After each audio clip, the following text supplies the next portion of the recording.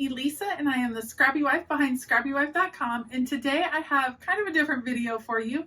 I am going to share with you my 8 most unusual tools that I use in my craft room on a regular basis.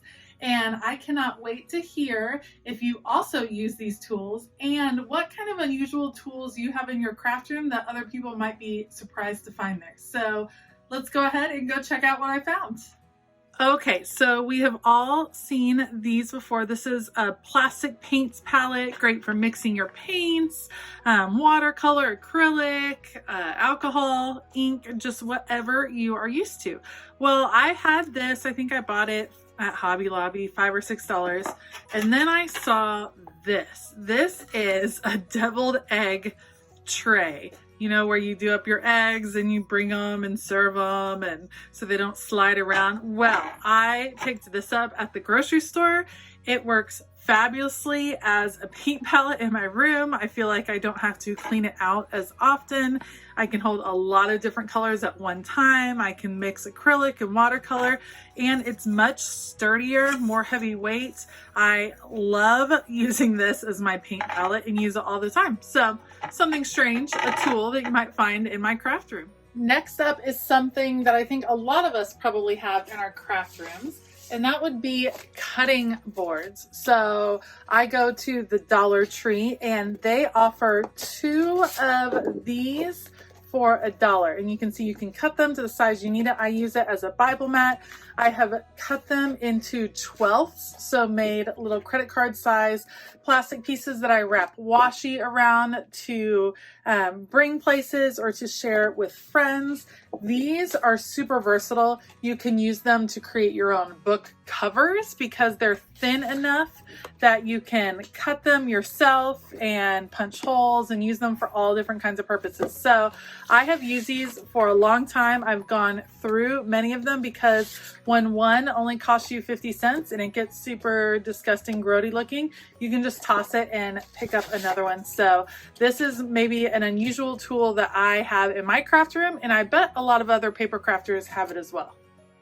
So the next unusual tool that I have in my craft room is kind of newer to me, and that would be tweezers. So I have these 2 sets of tweezers. They're actually from one of my awesome subscribers who sent them to me. And if I can find them on Amazon, I will link them.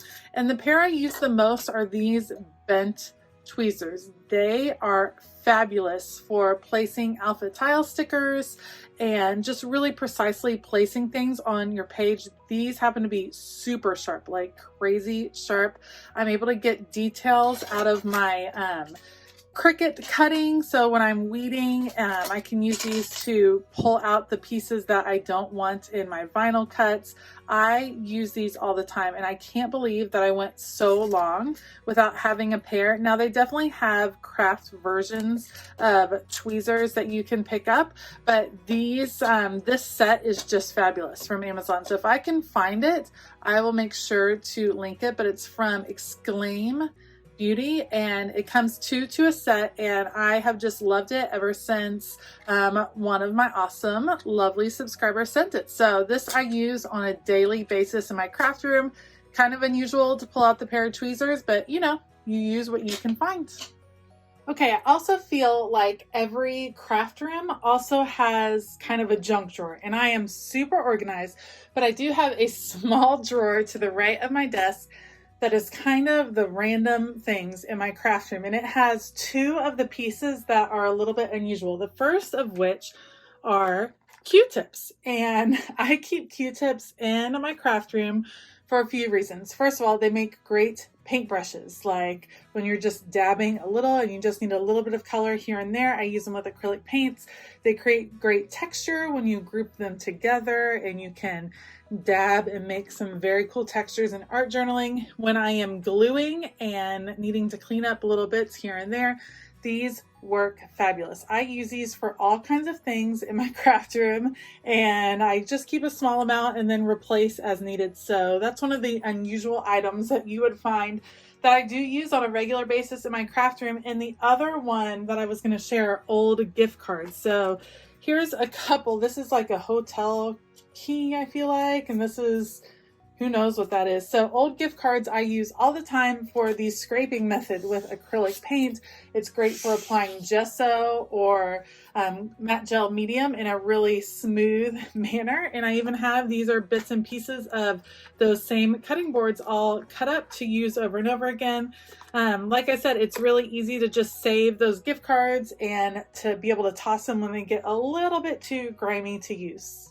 The next random unusual tool is not so much a tool as a storage piece, and that would be trinket trays. So I collect these little trinket trays.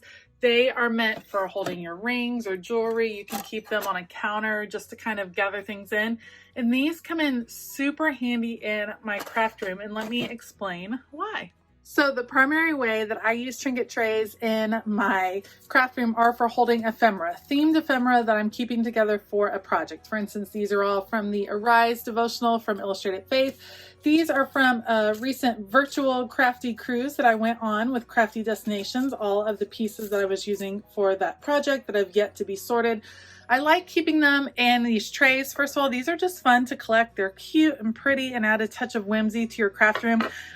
You can use them to keep clear stamps. Maybe you are doing a bunch of stamping and you want to be able to clean your stamps afterwards that you use. Well, collect it all in a little tray so that you know where they are. I use them for holding little things like these rings that I was using for a project with my daughter. Just little bits and pieces. Yes, you could get just some clear bins and hold them together like that, but this adds a little bit of whimsy, a little bit of fun to your craft room. The next random item that I keep in my craft room can actually be found over in my library card chest here, and you can see it's marked clear packaging. And this is clear packaging that I have left over from different products. Of course, as crafters, we go through a lot of product packaging. I try to save what I can to reuse. I reuse these for art journaling to create kind of a smushed effect. They are great for creating pocket cards and shaker cards and just clear embellishments of all kinds. So I always save my plastic packaging, and I always have a bunch that I can use on hand, but it's a little bit random to have a drawer full of basically trash in your craft room.